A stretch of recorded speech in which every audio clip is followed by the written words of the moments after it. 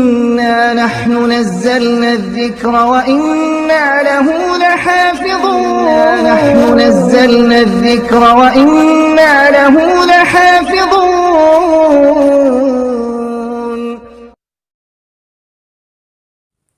السلام عليكم ورحمة الله وبركاته. بسم الله والحمد لله والصلاة والسلام على رسول الله.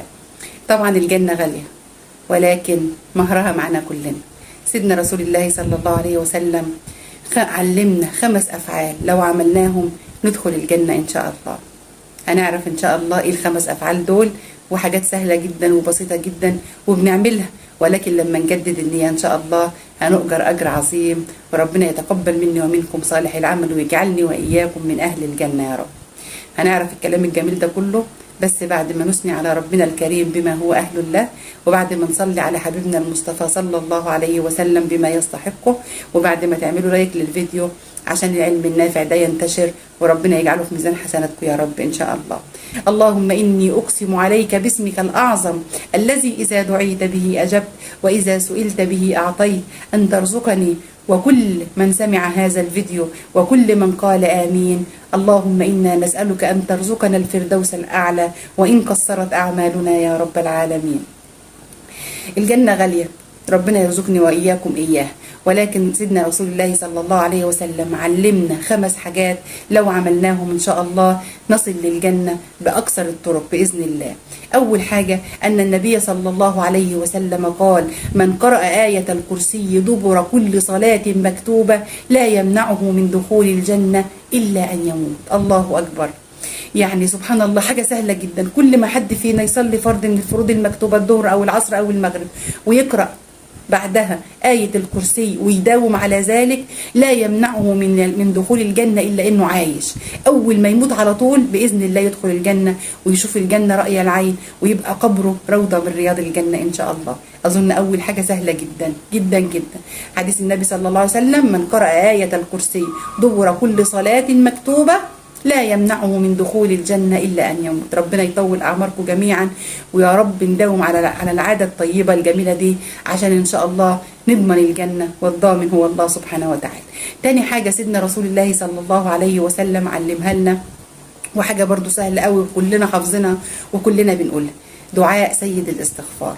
سيدنا رسول الله صلى الله عليه وسلم قال لنا وعلمنا ان اللي يقول دعاء سيد الاستغفار في الصباح وهو موقن به ثم مات في يومه دخل الجنة، ومن قاله في المساء وهو موقن به ثم مات في هذه الليلة دخل الجنة. ايه السهولة وايه الجمال ده، ايه الدعاء ده؟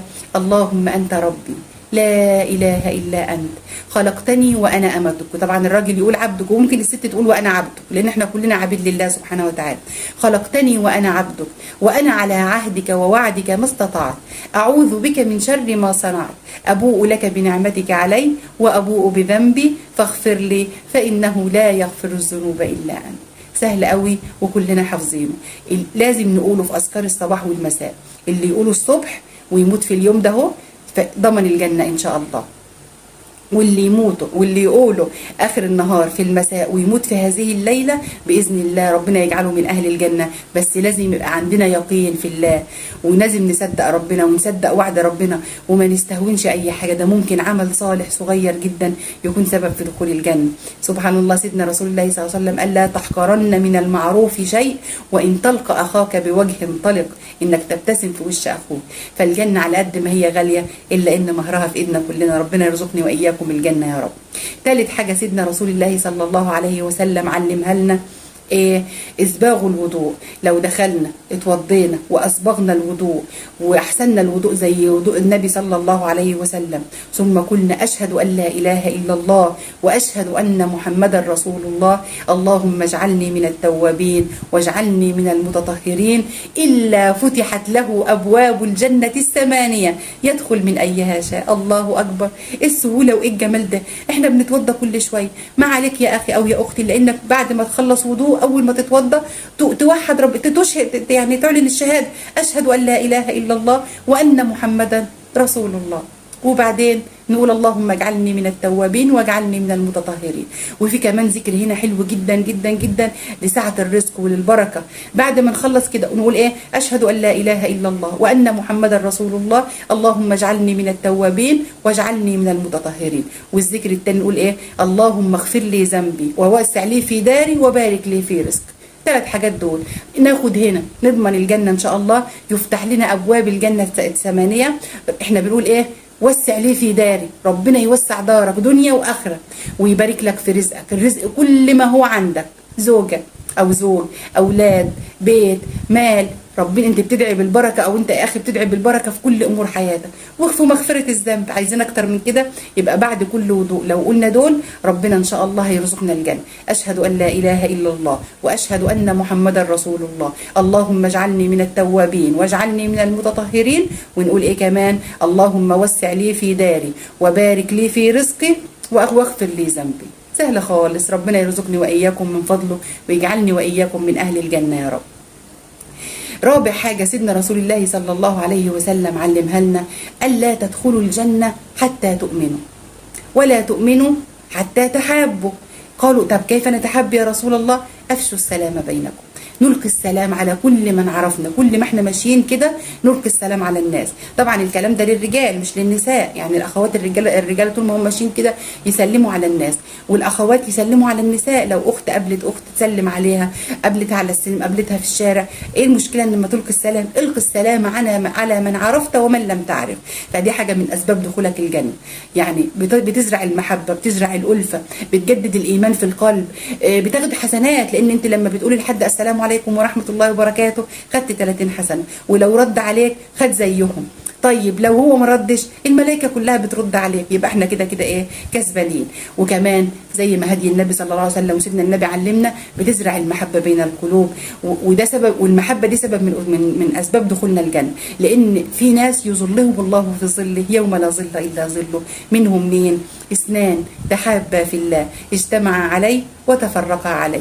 فايه اللي هيجيب المحبه في الله؟ الا الاخلاق الطيبه والعمل الصالح وكثره السلام والعلاقات الجميله والمشاعر الطيبه. ربنا يجعلني واياكم من اهل ذلك. اشهد الله اني احبكم في الله. اخر حاجه ومسك الختام، الصلاه على الحبيب المصطفى صلى الله عليه وسلم.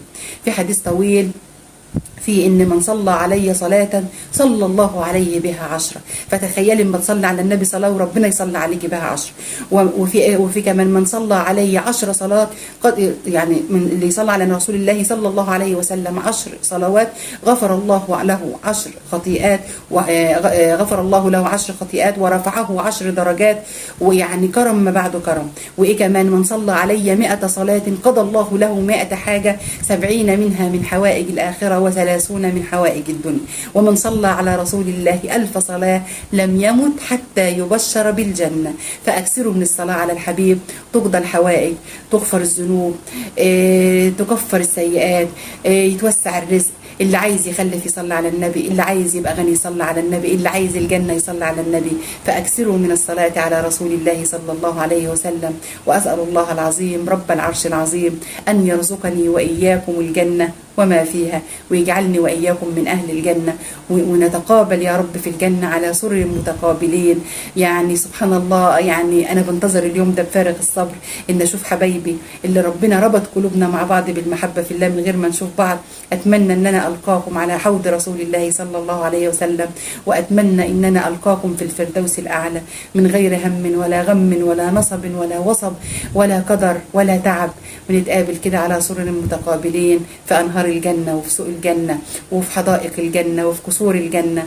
أشهد الله أني أحبكم في الله، والسلام عليكم ورحمة الله وبركاته.